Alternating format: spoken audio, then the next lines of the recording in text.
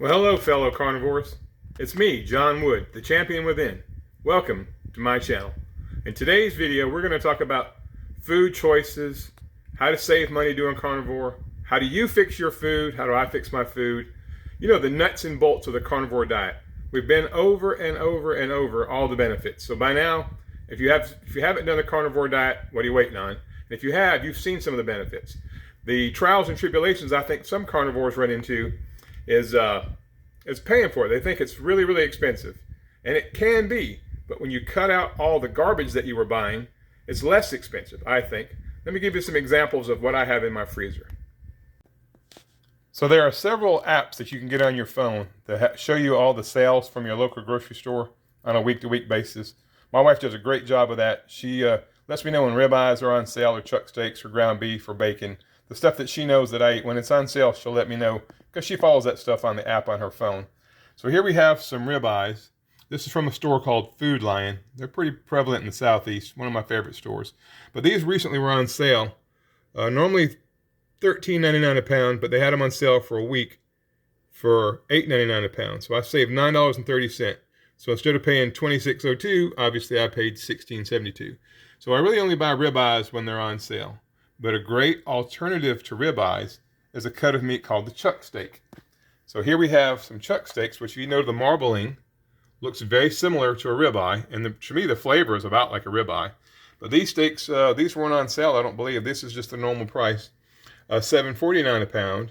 So I got basically almost 2 pounds for $13.33, and that's probably 1.5 meals. I'll have 2 of those, and then have the other one with a hamburger patty or something. But so not too expensive. And when you consider I'm having no side dishes, no soda, none of that stuff, it tends to work itself out. Here we have some ground beef. I think right now they've got ground beef on sale, regular $4.89 a pound, on sale for $2.99 a pound. So instead of paying $6.89, I paid $4.22. Again, looking for things when they're on sale, and then stock up. I'm fortunate that I have 3 freezers in my house, so we have plenty of room for me to stock up. Not everybody has that, but still, you can shop the sales every week and go to the store once a week or once every other week, and you should have enough room in your freezer to put stuff away for that, and in your refrigerator. Also, our local farmer market is open on Saturdays, and I've decided to try to support some local farms when I have extra money. This is a place called Yow's Farms. It's in Stanfield, North Carolina. They show up at the farmer's market and sell their wares. This is about $1.25 pounds of ground beef patties for $8.59. So not real inexpensive, but I'm helping support a local farmer and rancher to keep the supply of meat coming. I like to do that when I have extra money. All right, also we have bacon. You guys probably have an Aldi where you are. We have an Aldi here. This is the Appleton Farms bacon, thick slice. This is the best bacon I've ever had. And I think this pound of bacon was $3.49. And I'll eat that in 2 servings. I'll have half one day and half the next, so not too bad. I also have eggs, Eggland's Best. I don't always get these. I try to get the true pasture-raised eggs, but didn't have any at the store that day, so I got these. I just needed some eggs, and they weren't real inexpensive, but they weren't super expensive. They were cheaper than the true pasture-raised eggs, but they just didn't have any that day. And they're pretty good. I like them. They're brown eggs, so I like that too. All right, here we have some more. What is this right here? Oh, this is what I'm getting ready to eat this right now. I'm going to cook this and show you how I cook it. I cook it 2 different ways. This is 2 ribeye steaks. It's $11.69. This will be my 1 meal for the day. I've been on carnivore since July 1st, and I'm still pretty much just eating 1 meal a day. My understanding is once I get down closer to my goal weight, I'll probably pick up my dietary intake. But for right now, 1 meal a day pretty much does it. But let me show you a great hack for a snack. This right here is beef trimmings. All it is the fat off of the steaks. So the local farmer, rancher here, he sells this to me for $2 a pound. And so I usually get $4 worth, and he always makes it more than 2 pounds. He'll just throw some extra in there. He sells this to people to make soap, actually.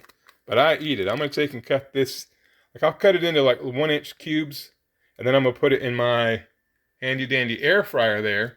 Cook it at about 400 degrees for about 4 to 5 minutes, stirring at one time while it's in there.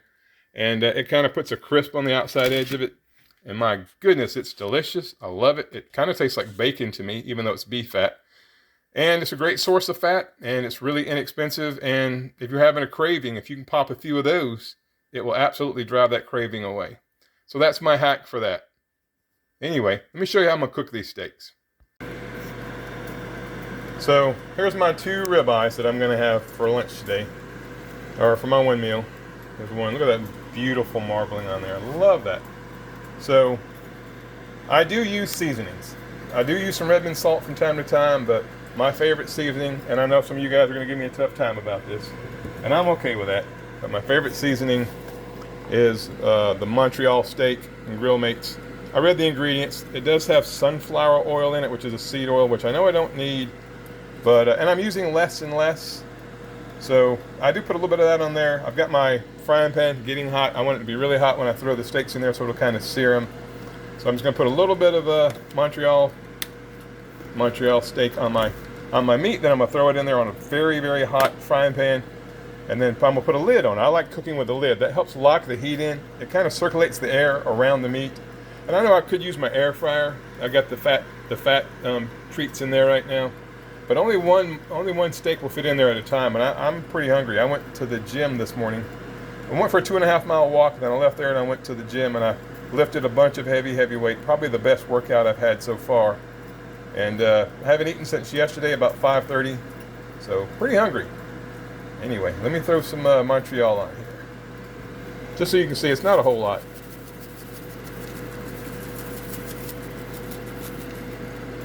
And I only do one side. And then I'm going to take and kind of spread it around. I don't want, and then some of it will fall off as it's cooking.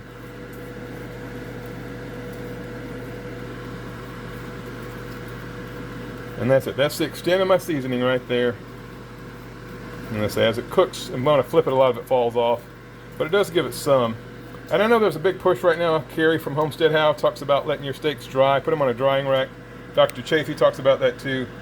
But to be frank with you, I'm a busy man and I don't have time for all that. I'm ready to eat.